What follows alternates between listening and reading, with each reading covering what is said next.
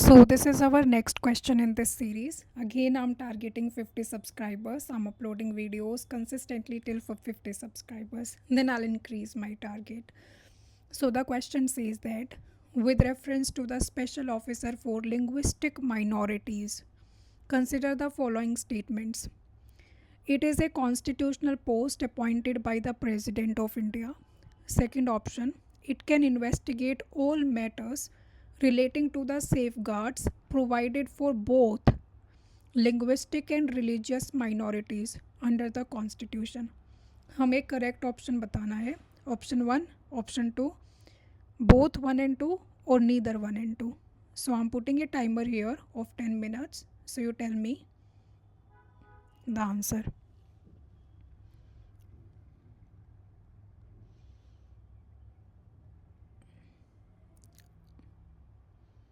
Alright, so time's up. See, actually, the word says that there is a special officer for linguistic minorities. क्या ये constitutional post है जो president appoint करता है? बिल्कुल सही है. This is correct. सी, हमारा जो आर्टिकल 350B है ना, आर्टिकल 350B, उसके अंदर ये special officer for linguistic minorities include किया गया है. ओरिजिनली ये पोस्ट कॉन्स्टिट्यूशन में नहीं थी. Originally it was not there in our constitution. फिर बाद में जो स्टेट्स रीऑर्गेनाइजेशन एक्ट आया 1953-55 में, स्टेट रीऑर्गेनाइजेशन एक्ट आया था. फिर उसके बाद जो 7th कॉन्स्टिट्यूशनल अमेंडमेंट एक्ट आया 1956, उसमें हमारे पास एक पार्ट डाला गया, part 17 and article 350B. So part 17 article 350B consists of a special officer for the linguistic minorities. अब इसमें जो सेकंड स्टेटमेंट है वो तो अपने आप गलत हो गई ना, because it speaks about linguistic minorities only. So it does not cover both linguistic and religious minorities. इसमें दोनों नहीं है. So it just speaks about the linguistic minorities. Who appoint this person? President of India appoint this person. So statement 1 is correct, but when we speak about the duties, its duties are confined only to the linguistic minorities. It does not deal with the religious minorities. So option B is incorrect. Option 2 is incorrect. So A is the correct answer. ठीक है. तो हमें क्या क्या इससे learnings मिलती हैं. Article 350B part 17 originally constitution में नहीं था. 7th कॉन्स्टिट्यूशनल अमेंडमेंट एक्ट आया 1956 जिसमें इसको ऐड किया गया. ठीक है. प्रेसिडेंट इसको अपॉइंट करता है. इसके अलावा ये डील करता है लिंग्विस्टिक माइनॉरिटीज़ के मैटर्स के साथ. अनदर इम्पोर्टेंट पॉइंट, ये जो रिपोर्ट्स हैं, he or she submits the report to the president of India. President of India को ये रिपोर्ट सबमिट करता है at intervals as directed by the president, and president lays the report before both the houses of the parliament, and also जो concern state governments हैं उनको भी वो report send करता है. So this is about linguistic minorities के लिए जो स्पेशल ऑफिसर होता है. Now moving to the next question. With reference to the solicitor general of India, option number 1, Solicitor General of India is a constitutional office. Both Solicitor General and Attorney General can attend the proceedings of the Parliament. So option 1 is correct, option 2 is correct, both 1 and 2 is correct, neither 1 nor 2. So tell me the answer. I'm putting a timer for 10 seconds.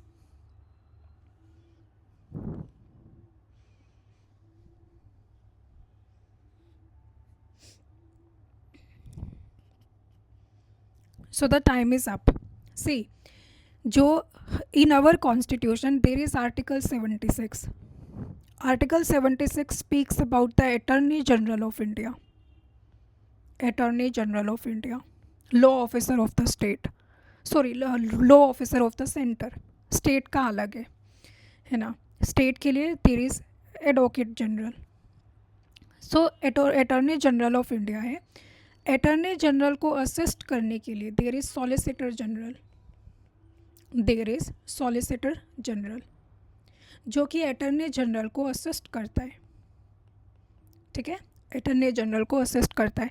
Now this solicitor general is not a constitutional post, it is A statutory post. So in our constitution, only the Attorney General of India is the constitutional post. Article 76. या फिर advocate general of India. Solicitor general क्या है? ये एक statutory post होती है. All good. ये attorney general को असिस्ट करते हैं. So it is not a constitutional post.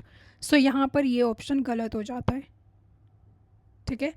Now the second option, both solicitor general and attorney general can attend the proceedings of the parliament.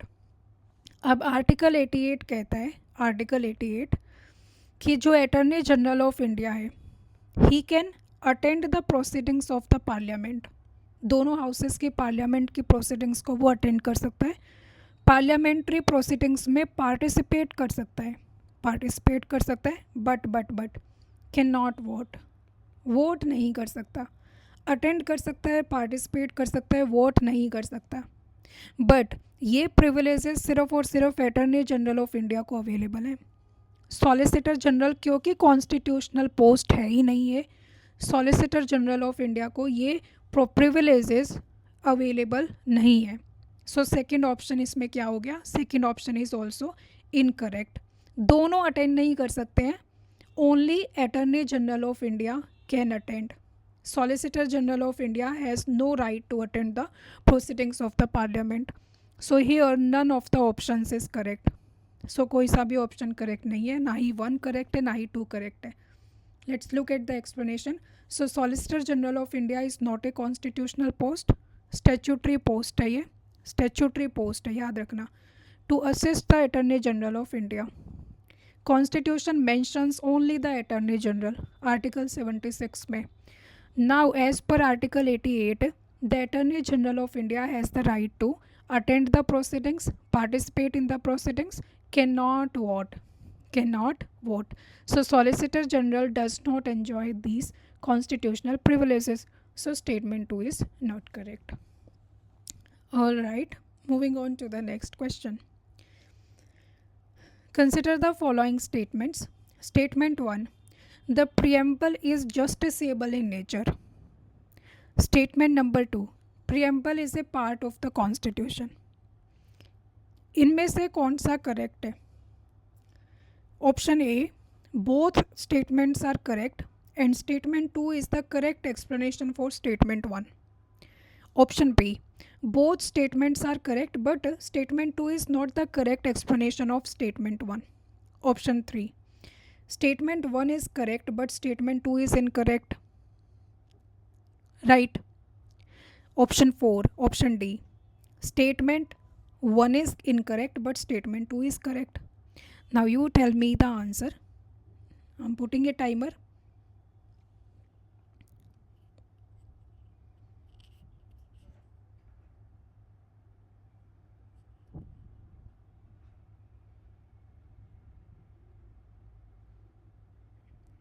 All right, the time's up.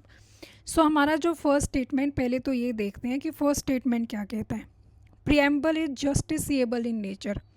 Now if something is justiciable, इसका मतलब क्या होता है कि court can enforce it, court can enforce it. अब इसका क्या मतलब है? जैसे हमारा जो फंडामेंटल राइट है, हमारे जो फंडामेंटल राइट्स हैं वो जस्टिसेबल हैं. सो मान लो कि हमारा राइट टू फ्रीडम वायोलेट होता है, राइट टू फ्रीडम अगर हमारा वायोलेट होता है तो कोर्ट ऑर्डर दे सकता है टू रीस्टोर इट बैक, कि भाई वापस से इसको रीस्टोर करो, क्यों वायोलेट कर रहे हो, अगर कोई वायोलेट करता है तो. All good. सो जैसे फंडामेंटल राइट्स जस्टिसेबल होते हैं या एनफोर्सेबल होते हैं, मतलब कोर्ट एक तरह से प्रेशर डाल सकता है कि इसको वायोलेट क्यों किया जा रहा है, दिस शुड बी एनफोर्स्ड, ये होना चाहिए. क्या उस तरह से प्रीएम्बल है? क्या प्रीएम्बल हमारा जस्टिसेबल है just like the fundamental rights are? क्या अगर प्रीएम्बल का कोई भी प्रोविज़न अगर वायोलेट हो जाता है तो can we go to the court and can the court basically order something कि हाँ भाई इसको इम्प्लीमेंट करो? ठीक है। सो इसमें हमें एक चीज़ ये याद रखनी है that the basically the preamble is not justiciable, preamble is not justiciable, ठीक है। प्रियम्बल हमारा जस्टिसिएबल नहीं है, not justiciable. Court can not enforce it, court can not enforce it's provisions. So statement 1 हमारा इनकरेक्ट हो जाता है, और जैसे ही स्टेटमेंट 1 इनकरेक्ट होता है हमारे पास आंसर आ जाता है ऑप्शन नंबर डी, ठीक है, ऑप्शन नंबर डी। अब इसकी एक्सप्लेनेशन देख लेते हैं। सेकेंड ऑप्शन सही है, preamble is a part of the constitution, preamble is a part of the constitution. देखो फर्स्ट ऑफ ऑल प्रियम्बल क्या है, आपको पता है कि ऑब्जेक्टिव रेजोल्यूशन मूव किया गया था December 13, 1946, December 13, 1946 में। किसने किसने मूव किया था ये आप मुझे कमेंट सेक्शन में बताना उस पर्सन का नाम। प्रियम्बल बेसिकली प्रियम्बल में बेसिक फ़िलॉसफी है, बेसिक फ़िलॉसफी है, फंडामेंटल वैल्यूज़ है कॉन्स्टिट्यूशन की। So preamble is a philosophy of the constitution, contains the philosophy of the constitution. So इसमें पॉलिटिकल वैल्यूज़ हैं, मोरल वैल्यूज़ हैं, रिलीजियस वैल्यूज़ हैं। So एक तरह से जो कॉन्स्टिट्यूएंट असेंबली का विजन था वो प्रियम्बल में डाला गया है। जो भी हमारे फाउंडिंग फादर्स ने सोचा था कि हमारे ड्रीम्स और एस्पायरेशंस इंडिया के कॉन्स्टिट्यूशन के बारे में क्या होनी चाहिए, वो प्रियम्बल में डाला गया था। इसीलिए आप देखोगे कि हमारे बहुत सारे प्रोविज़न्स प्रियम्बल से मिलते जुलते मिलेंगे, ठीक है। बहुत सारी चीज़ें जैसे DPSP में, फंडामेंटल राइट्स में, इन सब में प्रियम्बल रिफ्लेक्ट होता है। सो वो बेसिक फ़िलॉसफी कंटेन करता है कॉन्स्टिट्यूशन के। अब क्या हुआ कि केशवानंदा भारती केस 1973 याद है ना, हमने डिस्कस किया था कि बेसिक स्ट्रक्चर इसी से ओरिजिनेट हुआ था। यहाँ पर सुप्रीम कोर्ट ने ये भी बोला था कि preamble belongs to the constitution, preamble is a part of the constitution, constitution का पार्ट है ये, ठीक है। अब कॉन्स्टिट्यूशन का पार्ट होने से क्या मतलब है कि जब हम कॉन्स्टिट्यूशन को इंटरप्रेट कर रहे हैं ना, या कॉन्स्टिट्यूशन को पढ़ रहे हैं, तो हमें प्रियम्बल के आइडियाज़ को, प्रियम्बल के आइडियल्स को हमें ध्यान में रखना चाहिए, आइडियल्स एंड विजन को ध्यान में रखना चाहिए। बिकॉज प्रियम्बल एक तरह से कॉन्स्टिट्यूशन को की फ़िलॉसफी को कंटेन करता है, उसकी वैल्यूज़ को कंटेन करता है, political values, moral values and all. So basically इसी केस में ये अपहेल्ड करा गया that preamble is a part of constitution. फिर एक LIC ऑफ इंडिया केस हुआ जो कि 1995 में हुआ, उसमें फिर से ये रीअफर्म किया गया कि yes preamble is a part of the constitution. So finally it is decided that preamble is an integral part of the constitution. Understood, preamble is an integral part of the constitution. But हमें एक चीज़ याद रखनी है, preamble is neither a source of power, neither a source of power for the legislature nor a limitation और prohibition on the powers of legislature. इसका मतलब क्या है कि प्रियम्बल से ना तो लेजिस्लेचर जो लॉ मेकिंग है हमारी, प्रियम्बल में ना तो लॉ मेकिंग के बारे में कुछ भी डाला गया है ना ही लॉ मेकिंग को रिस्ट्रिक्ट करता है। सो लेजिस्लेचर पर कोई प्रोहिबिशन नहीं है, ये does not prohibit the legislature, the powers of legislature, ठीक है। और ना ही ये सोर्स ऑफ पावर है, neither a source of power for the legislature, and it is non justiciable, we can not, its provisions can not be enforced by court of law. चलो ठीक है। Now next question, consider the following statements regarding finance commission. It is a quasi-judicial body constituted by the President every 6th year. The Chief Justice of a High Court can be appointed as its chairman. Its recommendations are only advisory in nature.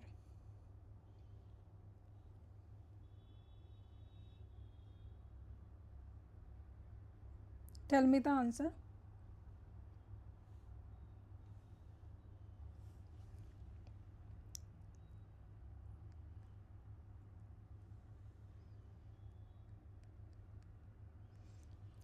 All right, let's discuss it. देखो first statement क्या कहता है कि this is about finance commission. Finance commission quasi judicial है क्या? Quasi judicial है। President constitute करता है क्या? क्या हर 6th ईयर में कॉन्स्टिट्यूट किया जाता है? The chief justice of a high court can be appointed as its chairman. क्या ये सही है? The recommendations are only advisory in nature. देखो हमारा ना आर्टिकल 280 है जिसमें बोला गया है कि प्रेसिडेंट एक फाइनेंस कमीशन कॉन्स्टिट्यूट करेगा एवरी 5 ईयर्स, बट उससे पहले भी कर सकता है और उससे पहले भी कर सकता है। इसका मेन काम क्या होगा फाइनेंस कमीशन का? इसका मेन काम होगा फाइनेंशियल रिसोर्सेज किस तरह से शेयर किए जाने चाहिए। जैसे आपको पता है कि हमारे I mean in India we have central government and we have state government. तो दो तरह से फंड्स को डिवाइड किया जाता है, दो तरह से फंड्स का डिवोल्यूशन होता है। एक होता है वर्टिकल डिवोल्यूशन, मतलब सेंटर से स्टेट को कितने फंड जाना चाहिए, सेंटर टू स्टेट्स जो होता है, सेंटर टू स्टेट्स। एक होता है हॉरिजॉन्टल डिवोल्यूशन। हॉरिजॉन्टल डिवोल्यूशन ये क्या होता है? स्टेट टू स्टेट, मतलब स्टेट्स में अमंग द स्टेट्स। आप जब फाइनेंस कमीशन इकोनॉमी में पढ़ते हो, याद है एक बार क्वेश्चन भी आया था कि क्या क्या बेसिस होते हैं जिसके ऊपर से बेसिस पर हॉरिजॉन्टल डिवोल्यूशन डिसाइड किया जाता है कि स्टेट्स को कितना कितना पैसा जाएगा। तो एक तो जाता है सेंटर से स्टेट्स को पैसा, डिफरेंट स्टेट्स को पैसा, ठीक है। एक जाता है स्टेट्स के अंदर पैसा, मतलब एक स्टेट से दूसरे स्टेट में कितना कितना फंड जाना चाहिए। इसको बोलते हैं हॉरिजॉन्टल डिवोल्यूशन, इसे हॉरिजॉन्टल डिवोल्यूशन बोलते हैं और इसे बोलते हैं vertical devolution. So finance commission का यही काम होता है। Now let's read the explanations, sorry questions, options. First option है it is a quasi judicial body. तो आपको ये याद रखना है कि यस फाइनेंस कमीशन जो है ना, it is a quasi judicial body है, ये है ना, क्वाज़ाई जुडिशियल बॉडी है। अब प्रेसिडेंट इसको एस्टेब्लिश करता है, ये भी बिल्कुल करेक्ट है, ये भी बिल्कुल करेक्ट है। पर क्या हर 6th ईयर में एस्टेब्लिश होता है ये? नहीं, देखो ज़रूरी नहीं है। मैंने कहा कि एवरी 5 ईयर या फिर उससे पहले भी, और अर्लियर दिस इज़ एस्टेब्लिश्ड, या फिर उससे पहले। सो यहाँ ये गलत हो गया। सो इसका मतलब ऑप्शन 1 जो है this is wrong. Now the option number 2, the chief justice of a high court can be appointed as its chairman. Now जो फाइनेंस कमीशन होता है, let's consider its composition. Finance commission की कंपोजिशन की बात करें तो it has 1 chairperson plus 4 members. एक chairperson होता है, 4 मेंबर्स होते हैं। सबको अपॉइंट कौन करता है? प्रेसिडेंट ही अपॉइंट करता है, ठीक है। And they hold office during the pleasure of president. Pleasure of president they hold office. Reappointment possible है क्या? यस, रीअपॉइंटमेंट हो सकता है ना। अब ये जो चेयरपर्सन है ना, इसके लिए क्या क्राइटेरिया है? चेयरपर्सन को सिर्फ और सिर्फ पब्लिक अफेयर्स में एक्सपीरियंस होना चाहिए, पब्लिक अफेयर्स में एक्सपीरियंस होना चाहिए। ज़रूरी नहीं है कि ये चेयरपर्सन कोई इकोनॉमिस्ट हो। जैसे आपने I mean PV Raja Mannar है, chief justice of Madras high court थे वो सॉरी, जो 4th फाइनेंस कमीशन था ना, उसके चेयरपर्सन जो थे वो पीवी राजा मन्नार थे, पीवी राजा मन्नार। ये मद्रास हाई कोर्ट के चीफ जस्टिस थे, Madras high court chief justice. So second statement हमारा करेक्ट है। चीफ जस्टिस जो है ना can be appointed as the chairman, appoint किया जा सकता है। Now third option, its recommendations are only advisory in nature. ये भी बिल्कुल सही है। इन सब जो बॉडीज़ होती है ना, ये सब जितनी भी बॉडीज़ होती है कॉन्स्टिट्यूशनल बॉडीज़ की रिकमेंडेशंस एडवाइजरी ही होती है, लीगली बाइंडिंग नहीं होती है। मतलब गवर्नमेंट उनको एक्सेप्ट कर सकती है, पार्शली एक्सेप्ट कर सकती है, रिजेक्ट भी कर सकती है। So 2 and 3 are correct and only 2 is the correct answer, ठीक है। चलो नेक्स्ट क्वेश्चन। हो गया ये सारा। तो next question, consider the following, how many of the above directives were added by the 44th amendment of the constitution. कौन कौन से जो डायरेक्टिव्स हैं वो 44th अमेंडमेंट एक्ट के बाद ऐड किए गए थे 1978 के बाद। Option 1, to secure opportunities for the healthy development of children. Option 2, to minimize inequalities in income, status, facilities and opportunities, to protect and improve the environment and to safeguard forest and wildlife. Options हैं 1 only, 2 only, all 3, none of the above. Now tell me the correct answer.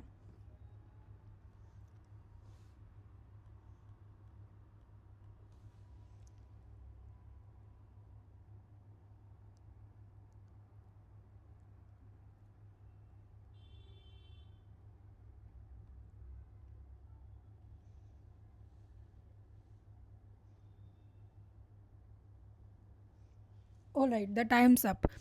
सो हमें ये बताना है कि DPSPs, आपको पता है DPSPs 4 बार amend हुए हैं। DPSPs जो है ना 4 टाइम्स अमेंड हुए हैं। 36 to 51 हमारे DPSPs हैं, आर्टिकल 36 टू आर्टिकल 51। पार्ट 4 में, पार्ट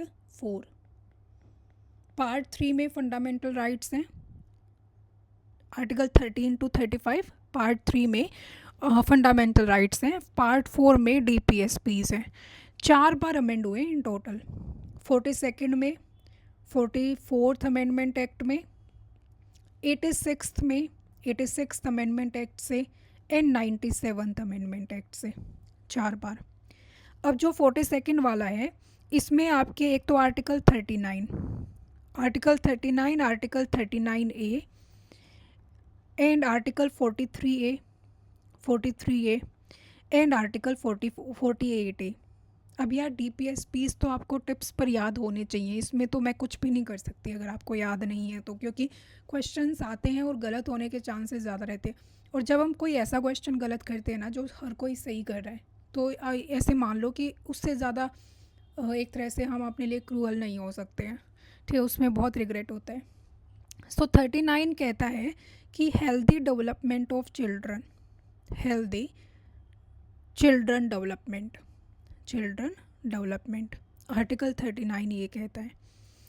39A क्या कहता है कि equal justice and free legal add, equal justice and free legal add, ये तो रट लो क्योंकि ये थोड़ा डिफरेंट भी है, equal justice and free legal aid. Article 43A क्या कहता है, वीमेन का participation, women participation in industries. Article 48A हमारा एनवायरनमेंट से रिलेटेड है, ये भी रट लो, एनवायरनमेंट, फॉरेस्ट, वाइल्ड लाइफ से रिलेटेड है article 48A। So there were 4 DPSPs जो कि 42nd में ऐड किए गए थे, 39, 39A, 43A, 48A। 39 क्या है, healthy development of children, 39A equal justice and free legal add, 43A women participation in industries, 48A environment related है। अब जो 44th अमेंडमेंट एक्ट आया था ना, 44th, इसमें हमारा आर्टिकल 38 डाला गया था, आर्टिकल 38 क्या करता है कि जो स्टेट है वो इनइक्वालिटीज़ को मिनिमाइज़ करेगा, इनइक्वालिटी को मिनिमाइज़ करेगा। इनइक्वालिटी अगर इनकम की है, स्टेटस की है, फैसिलिटीज़ की इनइक्वालिटी है या अपॉर्चुनिटीज़ की इनइक्वालिटी है, तो स्टेट उनको मिनिमाइज़ करने की कोशिश करेगा। देखो ये तो आपको पता ही है कि DPSP जो होते हैं इसमें स्टेट कुछ चीज़ें एस्टेब्लिश करने की, इम्प्लीमेंट करने की कोशिश करता है, directive principles of state policy. तो ये स्टेट की पॉलिसीज़ का बेस होते हैं कि जब स्टेट कोई भी पॉलिसी बनाएगा या कोई भी लॉ लेकर आएगा, कोई स्टेट लेजिस्लेचर या फिर state executive specially, not legislature, तो जब पॉलिसीज़ इम्प्लीमेंट करी जाएंगी तो उस केस में जो स्टेट एग्जीक्यूटिव है ना वो इन सारी चीज़ों का ध्यान रखेगा। ये डाला गया था DPSPs में क्योंकि ये ज़रूरी है, जैसे इनइक्वालिटी को मिनिमाइज़ करना ज़रूरी है, हेल्दी डेवलपमेंट ऑफ चिल्ड्रन को बेसिकली चिल्ड्रन का हेल्दी डेवलपमेंट ज़रूरी है, इक्वल जस्टिस ज़रूरी है, फ्री लीगल एड ज़रूरी है, ठीक है। तो पॉलिसीज़ इम्प्लीमेंट करने में इन प्रिंसिपल्स को ध्यान में रखा जाता है, बट ये भी जस्टिसेबल नहीं है। अगर मान लो कि आपने देखा कि भाई मेरे स्टेटस में और किसी सामने वाले के स्टेटस में डिफरेंस है, इनइक्वालिटी है, तो आप जाकर स्टेट को ये नहीं बोल सकते हो कि ये डीपीएसपी और ये आपने वायलेट किया है, कोर्ट में नहीं जा सकते हो आप। सो ये भी नॉन जस्टिसेबल होते हैं, जस्ट लाइक प्रियम्बल ये भी नॉन जस्टिसेबल होते हैं। ठीक है, तो 44th में एक ही डीपीएसपी डाला गया, दैट इज़ आर्टिकल 38, है ना, जिसमें इनइक्वालिटीज़ को मिनिमाइज़ करने की बात की गई है। फिर उसके बाद जो 86th अमेंडमेंट एक्ट आया था, ये आया था 2002 में। इसमें क्या किया था, पहले एक आर्टिकल 45 था, उसको मॉडिफाई किया था, 45 को मॉडिफाई कर दिया था। ठीक है, आर्टिकल 45 में फिर क्या बोला गया कि अर्ली चाइल्डहुड केयर प्लस जो एजुकेशन किसके लिए, जो चिल्ड्रन बिलो 6 ईयर्स है, जो बिलो 6 ईयर्स चिल्ड्रन है ना, उनके लिए education plus early childhood care. 86th amendment act में एक और चीज़ करी गई थी, जो हमारा आर्टिकल 21A है वो ऐड किया गया था। आर्टिकल 21A क्या है, right to education, fundamental right to education. So 86 में आर्टिकल 21A ऐड किया गया, आर्टिकल 45 को मॉडिफाई किया गया था। ठीक है, ये चीज़ याद रह जाएगी। इसमें फिर एक फंडामेंटल ड्यूटी भी ऐड की गई थी, जो कि एजुकेशन से रिलेटेड है, राइट टू एजुकेशन से रिलेटेड है। ठीक है, फिर उसके बाद 4th टाइम जब टीपीएसपी अमेंड हुआ ना 97th अमेंडमेंट एक्ट में, तो इसमें आर्टिकल डाला गया आर्टिकल 43B। आर्टिकल 43B किससे रिलेटेड है कि कोऑपरेटिव सोसाइटीज़ से रिलेटेड है, कोऑपरेटिव सोसाइटीज़ से रिलेटेड है। ठीक है, तो 4 बार कॉन्स्टिट्यूशन ने डीपीएसपीज़ को अमेंड किया है। एक बार फिर से बता दूँ फ्रेश पेज लेकर। देखो, जो डीपीएसपीज़ है हमारे, आर्टिकल 36 to 51 है, पार्ट 4 में है, अच्छा, जो अमेंडमेंट्स हैं, 42nd अमेंडमेंट एक्ट आया था 1976 का, 44th अमेंडमेंट एक्ट आया था 1978 का, 86th अमेंडमेंट एक्ट आया था 2002, और फिर 97th अमेंडमेंट एक्ट आया था 2011। ठीक है, 42nd अमेंडमेंट एक्ट में 39 आर्टिकल क्या बात करता है, हेल्दी डेवलपमेंट ऑफ चिल्ड्रन। फिर 39A आया, equal justice and free legal add. फिर 43A आया, जिसमें आपके पास वुमेन्स पार्टिसिपेशन इन इंडस्ट्रीज़। फिर 48A आया, जिसमें फॉरेस्ट, एनवायरनमेंट और वाइल्ड लाइफ की बात करी गई। फिर 44th अमेंडमेंट एक्ट में आर्टिकल 38 को डाला गया, to minimize inequality in status opportunities etcetera. ठीक है, फिर 86th अमेंडमेंट एक्ट में क्या आया, आर्टिकल 45 को मॉडिफाई किया गया, जो कि 6 साल से कम बच्चों को के लिए अर्ली चाइल्डहुड केयर की बात करता है, अर्ली चाइल्डहुड केयर और एजुकेशन की बात करता है। इसी में फिर अपने पास 21A भी ऐड किया गया, right to education is a fundamental right. इसी में फिर एक हमारी 51A में फंडामेंटल ड्यूटी भी ऐड करी गई थी। 97th अमेंडमेंट एक्ट बहुत सिंपल है, आर्टिकल 43B की बात करता है, ये आर्टिकल 43B की बात करता है। Cooperative societies, basically cooperative societies.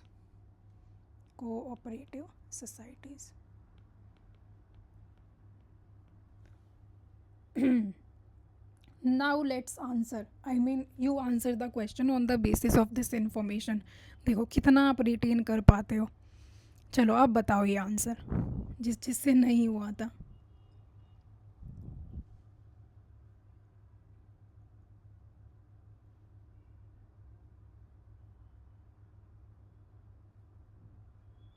अच्छा, फंडामेंटल राइट्स ना 12 to 36 है ना, कोई नहीं, वो तो 12 में एक्चुअली स्टेट को डिफ़ाइन किया गया है, ये याद रखना। चलो अब देखते हैं ऑप्शंस। देखो, पहला ऑप्शन है कंसिडर द फॉलोइंग, हमें बताना है 44 से कौन सा ऐड किया गया था। यार 44 से अभी मैंने बताया सिर्फ आर्टिकल 38 ऐड हुआ था, जो कि टू मिनिमाइज इनइक्वालिटी की बात करता है। Inequality in income status and opportunities, income status opportunities. So healthy development of children क्या था, आर्टिकल 39 था।